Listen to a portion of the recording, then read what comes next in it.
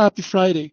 Welcome to Tejano Virtual Events Happy Math Hour, our weekly interactive math reviews for Math 1314 and Math 1324, presented by Yvette Chuca, Ruben Carrizales, and Albert Isasi. Our session will be starting soon. This session will be recorded so that you may come back later if you need, and so others who may have missed out on today's events will be able to come and watch it. Thank you. So now at this time, please mute your microphones for best sound experience. Otherwise, the feedback could interfere with information we will be sharing. And we'll be sending the 1324 room link on the chat so that you may connect to your session if you're here for Math 1324. Mrs. Della or Mrs. Patricia will be sending individual messages to everyone to gather students' ID numbers to sign you in. Without further information, I'll pass it on to our presenters so that we may begin. Hello, everyone. Hope that you are having a wonderful Friday. And so today we're going to, in 1314, we're going to discuss examples from section 3.3 and 3.4, which is dealing with exponential and logarithmic equations. And so we'll go ahead and get started. So just kind of a review from last session. If we wanted to solve an equation that has a log with base 5, 125 equals to x. One way we can do this is to go ahead and change it to exponential equation. And so in this example, our base is 5, so we would write down our 5. And so our base is 5. And then the log is always equal to the exponent. So in this case, this log is equal to x. So x would be our exponent. Then we can use the one-to-one property, which if we can make the 125 have the same base as 5, then we can apply the one-to-one property. So 125 can be written as 5 cubed. And now since they have the same base, we can set the exponents equal to each other. So we would end up with x equals 3. So if we try the next example, let's see what happens here. Log with base 2 of 25 equals to x. So if we change this to exponential form, our base would be 2. And then the log is equal to the exponent, in this case x, is equal to 25. So no matter how hard we try to change the 25 so that it has a base of 2, we're not going to be able to do that. And so what we can do is we can use a calculator to help us figure out what the solution is going to be. So let's take a look at the next slide. So here I have two different calculators. On the left side, we have a TI-83 graphing calculator. And so here, the problem with the TI-83 is that we can only use the log key, which is located right here, if your base is 10. Now, if we look at the calculator on the right, this one allows you to enter any base. So if you notice here, we have the base 5. And so I'm not saying to go out and buy this type of calculator. That's not a problem. We can still use our graphing one using a property here, which is a change of base. The change of base allows us to convert a base other than 10 into something that we can enter into our calculator. So if you have this problem here, log base a of x, then we can rewrite this as log x divided by log a with the base of 10. So here we don't see the 10, but it's base 10. Or we can also use base e. So we could write it as the natural log of x divided by the natural log of a. So the base is going to be in the denominator, and then the other number would be in the numerator. So let me give you an example. So it says here, evaluate the logarithm using the change of base. Round your results to 3 decimal places. So if you notice here, I have log 3 of 11. So if I don't have one of those Casio calculators, then I would have to apply the change of base. And so we'll go ahead and do that here. So the change of base tells us that we can divide log 11 divided by log 3. And then we're going to enter that to our calculator so that we can get an approximation here. So here we would get log 11 divided by log 3, and it comes out to 2.18, and it goes on. So since it does tell us to round to 3 decimal places, then my answer would be 2.183. Okay, let's look at letter B. We have log pi of 0.5. Since pi is not a base 10, then we would need to apply the change of base formula. And so we can rewrite this as log of 0.5 divided by log of pi. So we enter into our calculator, we would end up with negative 0.606 if we round to 3 decimal places. At any time, if you have any questions, please let us know. If your screen is too small, you can also use the Zoom button right above where my mouse is to make it bigger for you.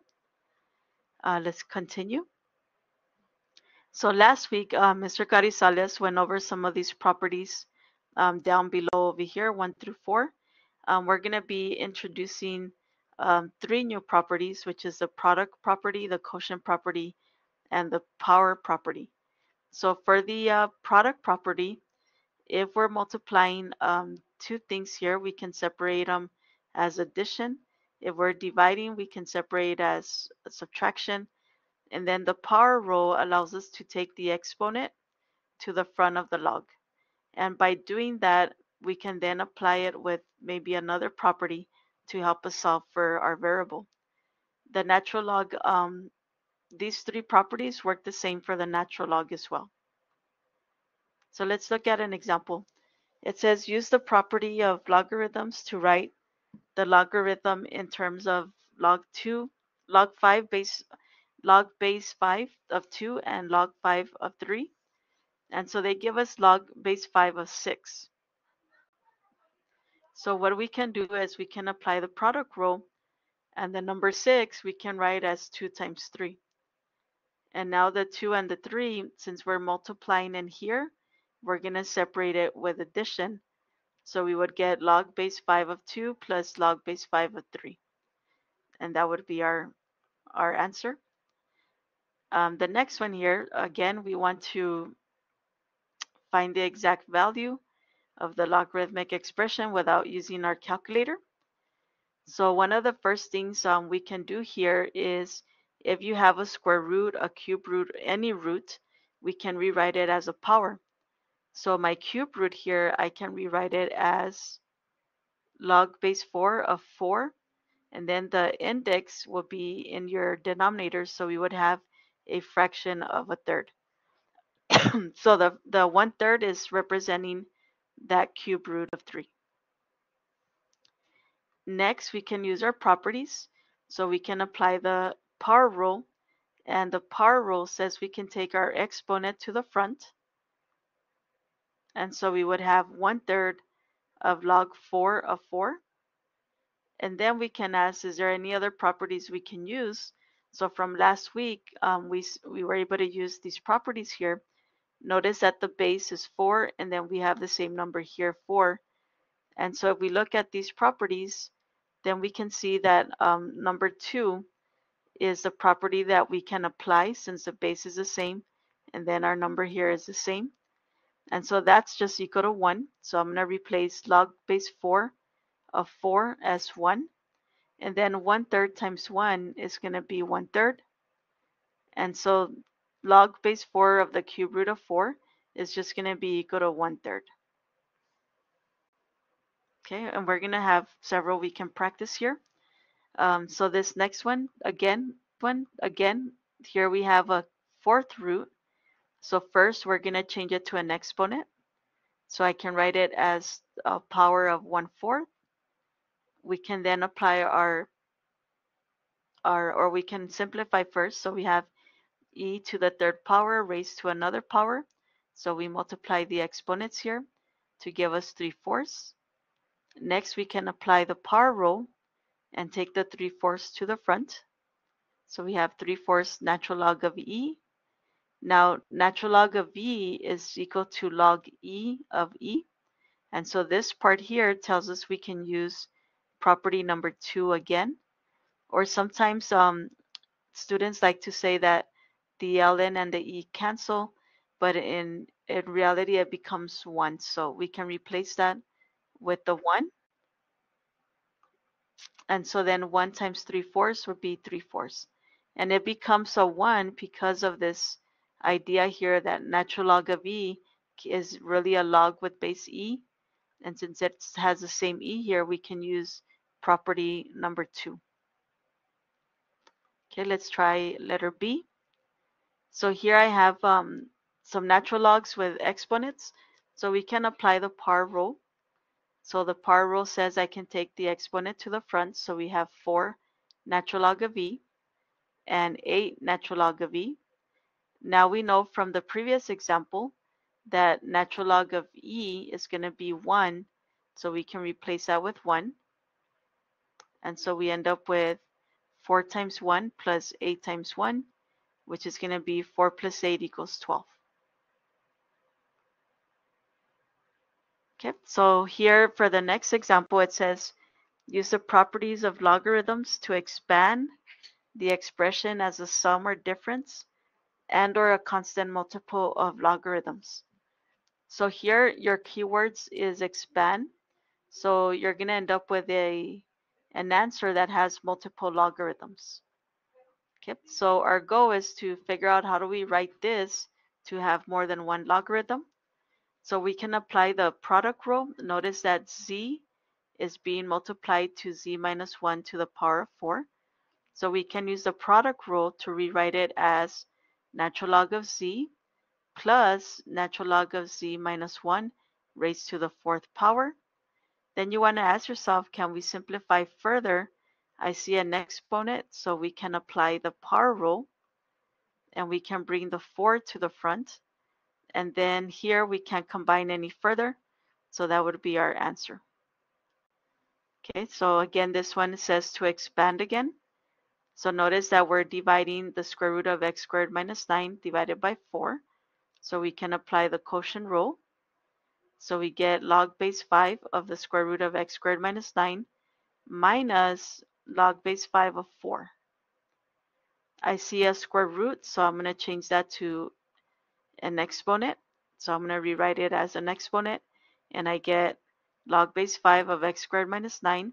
The square root, I can change it to a half. And now I can use the power rule. I'm going to bring that half to the front, and then I'm left with this. So always check, can you simplify any further? Well, x squared minus 9, we can factor as x minus 3 times x plus 3. And now notice that we have two expressions being multiplied here. So I separate them using the product rule. So if I apply the product rule, now I will end up with 1/2 log 5 of x minus 3 plus 1/2 log 5 of x plus 3 minus the log 5, 4. Now notice that the half here, since it's on the outside, it's going to be applied to the entire thing here. So in reality, I should have probably added another step here. Let me just go ahead and, if I had parentheses here,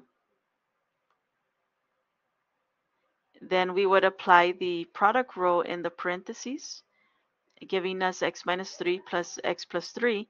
Then you can multiply the half into each of those expressions. Okay, so now let's try a few more. So it says to expand.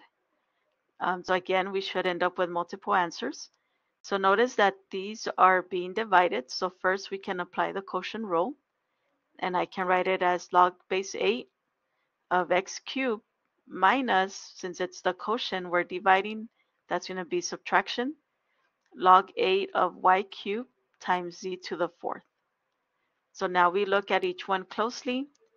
Now I can see here that I'm multiplying these two variables, so I can separate those using the product rule.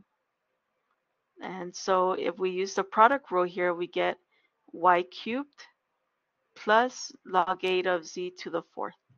And notice that I went ahead and put parentheses because my minus sign here applies to the entire thing. So let's distribute that negative.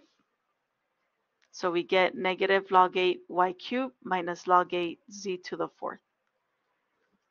Okay, so now we look at each piece here and see if we can simplify further.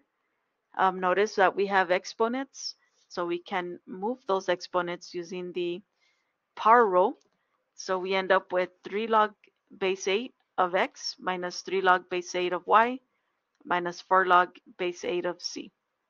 And so that would be our solution.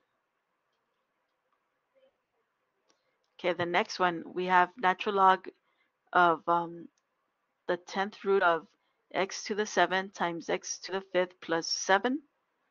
So first, we can rewrite that 10th root as a fraction. And so we would have all of this to the power of 1/10. Then we can apply the power rule so that we can remove that fraction and put it in front of the natural log. So now it's in the front. So now we can focus on the inside here. And notice we're multiplying x to the 7th times x to the 5th plus 7. So if you're multiplying, we will use the product rule so that we can separate it as addition. So natural log of x to the 7th plus natural log of x to the 5th plus 7. And last, we can multiply that 1/10 into each of these. So 1/10 times natural log of x to the 7th plus 1/10 of natural log x to the 5th plus 7. And if I look at each one closely, I have an exponent here. I can move that to the front. So I would end up with 7/10 natural log of x plus 1/10 natural log of x to the 5th plus 7. So you might be wondering, why can't we move the 5 to the front? Because it's kind of in a package, right? It's together with that 7. Okay, so the next example, so here we were writing as multiple logs. Now we're going to go from the result back to a single logarithm. And the reason we're doing this is because our ultimate goal is going to be to solve for x, or solve for the variable. And so we can manipulate the way we have the logs written so that we can isolate our variable x, or whatever variable you have. So here it says condense. So this is your keyword here, condense. So when you're done, you should only have one log. So like here I have 2. When I'm done with this, I should only have 1. And so the first thing that you want to do is take care of any numbers that are in front of the logarithm. So if you see a number in front of the logarithm, you want to bring it back as an exponent. So here I have a 9 in front of this logarithm. So I'm going to bring it back to be an exponent. So now I would have x to the 9th. Then you want to ask yourself, what is going on with the two logarithms here? We're subtracting. So subtraction should trigger the Q to use the quotient rule. And so the quotient rule is we're going to be dividing this. So we can have log 6 of 3x divided by x to the 9th. Then you can simplify if you're able to. So here I can simplify with my x's. So this x will cancel one of the x's in our denominator. So we end up with log base 6 of 3 divided by x to the 8th. Okay, let's try this one. It has 3 logarithms. So for letter A, notice we don't have any parentheses anywhere. So we can start, let's start from the first, taking care of any numbers that we see in the front. So the 6 and the 7, we need to rewrite those as exponents. So we get log y to the 6th and log z to the 7th. Now we can start combining from left to right. And so here, if I have log x minus log y to the 6th, since they're being subtracted, I can use the quotient rule. So now I'm going to end up with log x divided by log y6 plus log z of 7. Since I'm adding, I'm going to use the product rule. And that means to multiply them together. So we would end up with x divided by y to the 6 times z to the 7th. And if we multiply, then we end up with x times z to the 7th divided by y to the 6th. So again, notice if you have the word condense, you go from multiple logarithms to just one logarithm. Let's try letter B. So the difference between letter B and letter A is that now we have brackets involved. So if you have brackets, you want to make sure that you work with the parentheses or the brackets first. So natural log of x plus 1 plus natural log of x minus 1. Since I'm adding these, then I'm going to use the product rule. And I'm going to set them up as multiplication. And if we continue here to simplify, then we end up with, if you were to multiply all of this, or you might recognize what this is going to be, a perfect square. But if you're not sure, then we can just multiply it out. X times x squared, x times -1, negative x. 1 times x is x, and 1 times -1 is -1. So your x's will cancel out and give you natural log of x squared minus 1. Now we're subtracting, so we can use the quotient rule. And we're going to put them together with division. So we have natural log of x divided by natural log of x squared minus 1.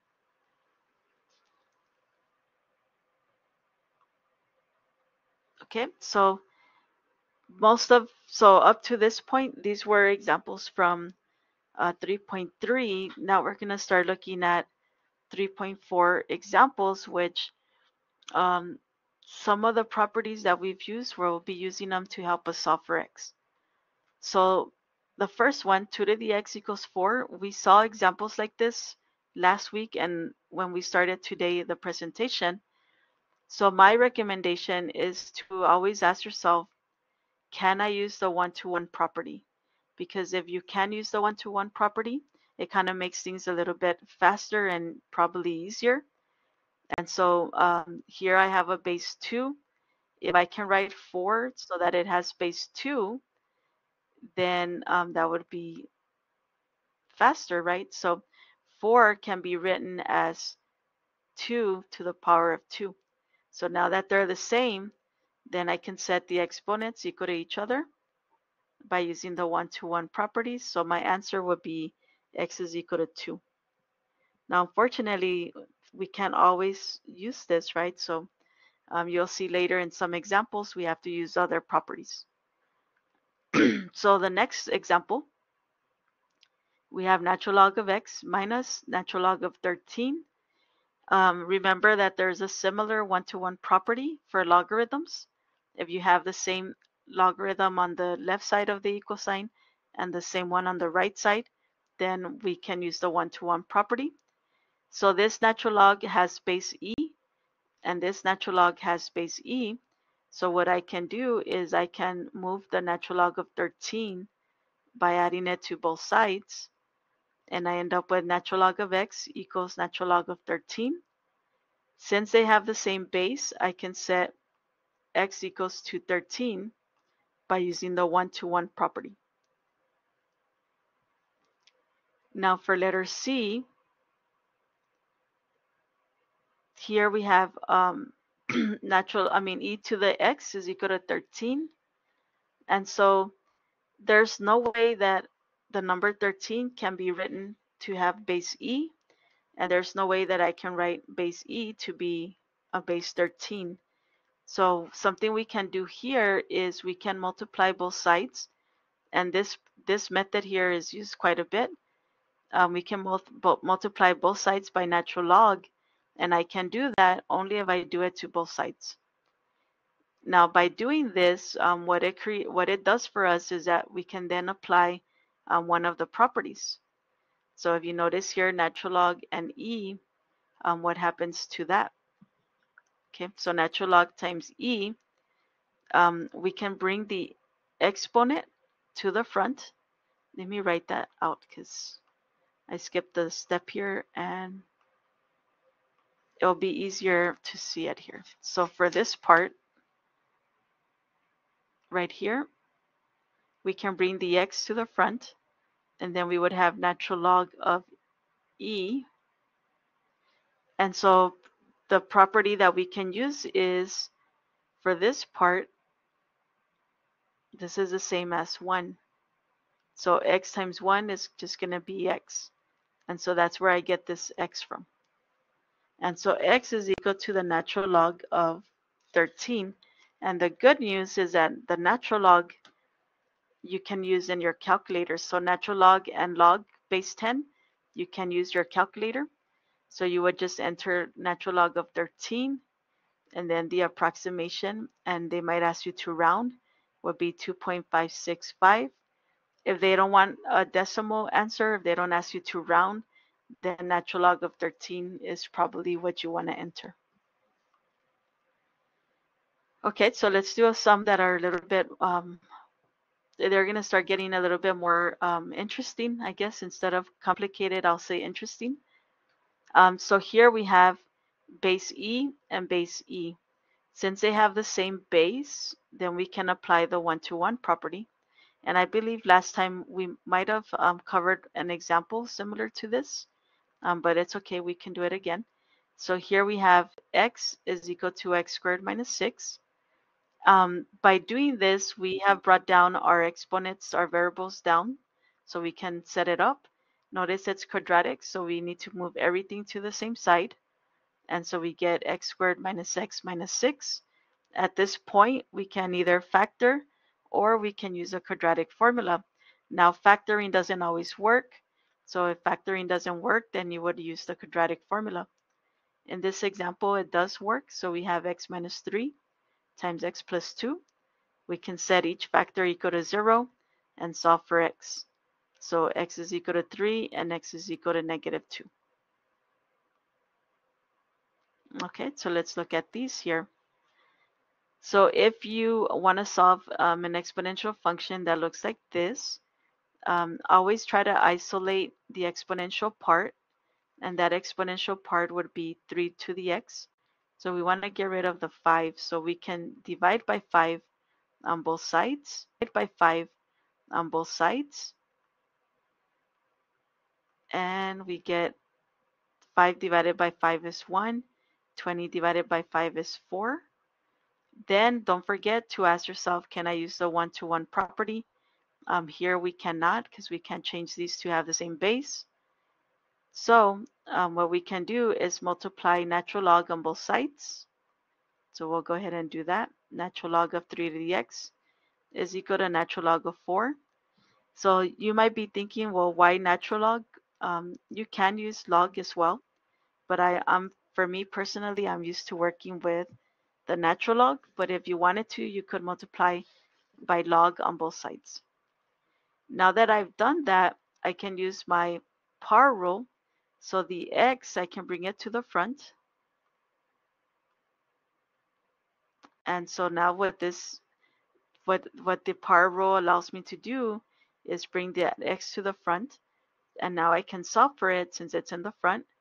So I'm going to divide by natural log of 3 on both sides.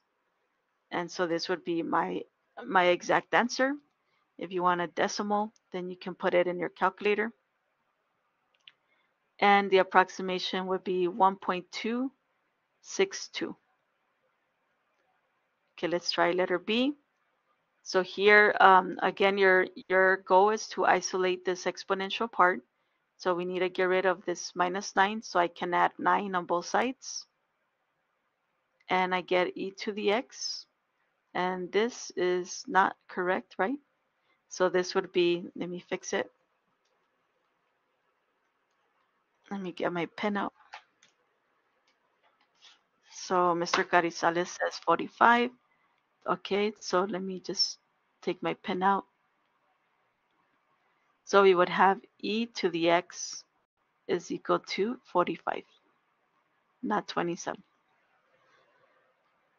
Okay, so now that we have our e to the x, then we can multiply by natural log. I'm going to go ahead and do it here because the next slide might be incorrect as well.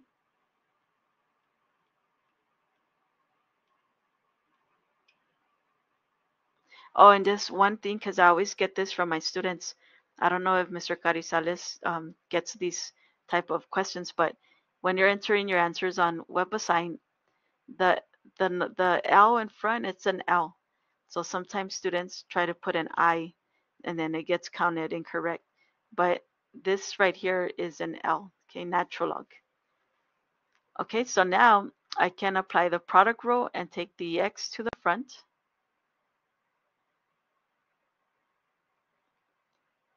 And what is natural log and E gonna give me?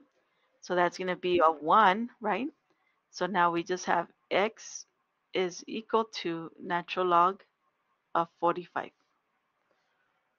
Okay, so let's see what I have on the next slide. It's probably gonna stay as 27. So maybe I should have changed the 36. Oh, I did it correct at the very end, okay. So you would enter natural log of 45 into your calculator. That gives you 3.80. Any questions? Okay, let's get some a little harder ones. So here, let me go back. If you notice, all of these that we were working on were exponential functions, right? So all of these were exponentials. Now if we go to the next one, you start off with the log. So the previous, you started with exponential, now we start off with logs. So we want to solve this. So the first thing we can do here is we can change this natural log to log with base e of x equals to -4. And the reason I want to do that is because since I can't solve this the way it is, then maybe if we change it to exponential form, it will help us see what the solution is. And so natural log is the same as log base e. So if I change this to exponential, my base is e. The log is always equal to the exponent. So since this is equal to -4, that means my exponent is -4. And then I have my x. So then I can enter e to the -4 in the calculator. And that gives me 0.0183. It says to round to 3 decimals, so 0.018. Okay, so here, same thing. We want to isolate that natural log. Okay, so we have 2.8 is equal to natural log of 3 to the x. Let's change that to exponential form. So I would have my basis e. This log is equal to the exponent, so that means that 2.8 is my exponent. Then I can go ahead and divide by 3 on both sides. So I get x is equal to this right here. We can enter that in our calculator. So e raised to the 2.8 divided by 3. Depending on your calculator, you might need some extra parentheses around your numbers there. And so this becomes 5.482. Okay, letter B, isolate the logarithm. So we're going to subtract 5 on both sides. So we end up with -5 natural log of x is equal to 6. We still need to get rid of this -5, so we can divide by -5 on both sides. And we end up with natural log of x is equal to 6 to the 5th. To help us, we can change it to a logarithm. We can change it to exponential form. So log e of -6/5. My base is e. The log is equal to -6/5, so that's going to be your exponent is equal to x. Put it in your calculator. So notice I put parentheses around the -6/5. Otherwise, some calculators would just do e to the -6, and then whatever you get, they would divide by 5. So be careful when you enter it into your calculator. And so we get x is equal to 0.031. One way to check your answer is plug it back into the original. See if you get close to 11. Okay, so now here, again, we're trying to solve for x, but x is kind of trapped in these logarithms. So we need to kind of use properties to help us get rid of them. So here, notice that I'm subtracting these natural logs, so that should tell us that we're working with division, the quotient property. So I can combine these into x divided by x plus 6 is equal to 7. And by combining them, then we can change this to exponential form. So remember, natural log is the same as log e. So my base is e. This is equal to 7, so 7 is your exponent. And then this allows me to solve for x. So I'm going to multiply x plus 6 on both sides. And then I'm going to simplify. So I'm going to distribute e to the 7th on both into the parentheses. So we get e to the 7th x plus e to the 7th times 6 is equal to x. So it seems like I made it worse, but it was necessary so that we can let this x out of, take it out of here. So we're gonna isolate our variables. So I'm gonna bring my x to the left side, and anything that doesn't have an x, I'm gonna bring to the right side. So I subtracted e7 times 6 on the right side. I subtracted x on both sides, so now I have this. Now notice that they both have an x in common, so we can factor out an x, and we get e to the 7 minus 1. Now the x is no longer trapped in there, so we can divide by e to the 7 minus 1 on both sides. And so I end up with this is my answer. And so I end up with this is my answer here. And if I plug it into my calculator, then what I did is I went ahead and figured out what the numerator is first. So negative e to the 7th times 6. And then I got this number. And then I said I'm going to divide my answer by e to the 7th minus 1. But notice I put parentheses around it. So when you're working with logarithms, as Mr. Carizales mentioned last week, we always have to check our solution to make sure that they are solutions. And so in this example, my x was equal to negative 6.05. So to check, we enter our solution in for x. So natural log of our solution, possible solution. But remember that we can't take the natural log of a negative number. So since this is going to be a negative number, then we say that there's no solution. So even though we were able to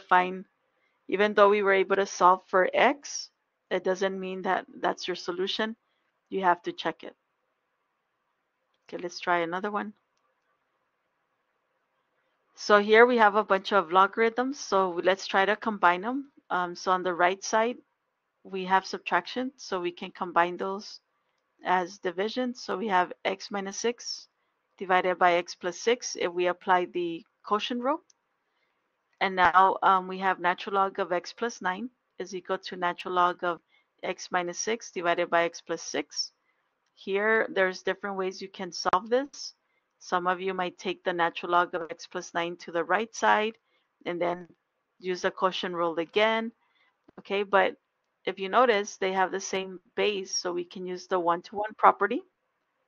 And we can set x plus 9 equal to x minus 6 divided by x plus 6. So if we multiply x plus 6 on both sides and simplify, so we're going to get x times x times 6, 9 times x, 9 times 6, and we get this here. Combine our like terms. So x squared plus 15x plus 54 is equal to x minus 6. And so this is quadratic. That means that everything should go to one side because we're setting it equal to 0. So we'll take the x and the negative 6 to the left side and simplify it. So we get x squared plus 14x plus 60. So now your methods to solve this is try to factor or use a quadratic formula. And so here I use the quadratic formula.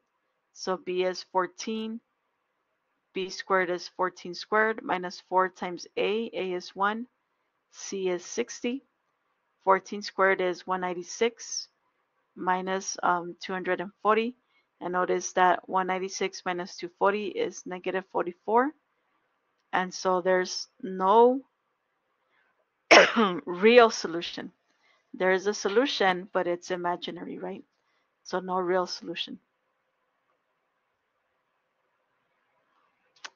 Okay, let's try this one here.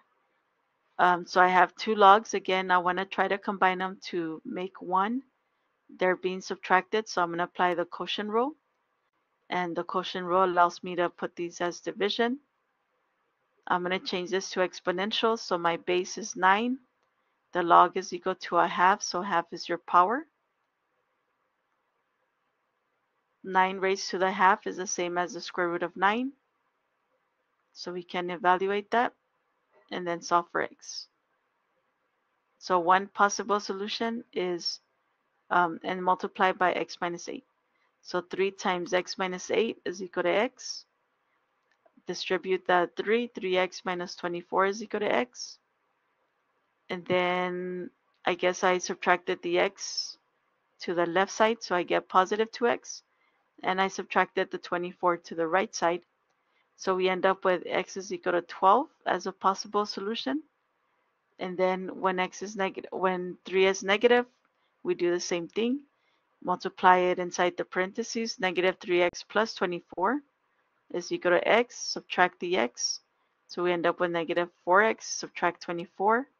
So we get x equals 6 as a possible solution. We need to check our solutions to see if they are solutions. So the first one was 12. So if we pull again 12 for x here, we get log 9 12. This is okay. 12 minus 8 would be 4. So that's 4 is a positive. That's okay. So that means that x equals 12 is a solution. If we use 6, this part is okay. But here 6 minus 8 would give us a negative 2. And we cannot have the log of a negative number. So x equals 6 is not a solution. So the only solution is going to be x equals 12. Okay. So that was pretty much it for the slides. The next slide is just to wish you the best. I know most classes will be taking exam 3 next week. And so we want to wish you the best for that. And if you have any questions, you can stay here and ask us. We'll be happy to help you. And you can also download the PowerPoint presentation. If you can see my mouse, then if you look up, there's a box with an arrow pointing down. You can click on that and it's going to download the PowerPoint presentation for you. And then also they've been putting the links to the YouTube channel. So you can always go back and view the video again. Or if you missed last week's, last week was 3.1, 3.2, you can go look at those videos as well. But anyways, if there's anything else, Mr. Carizales or anybody, I'll pass it over to somebody else. Have a good weekend.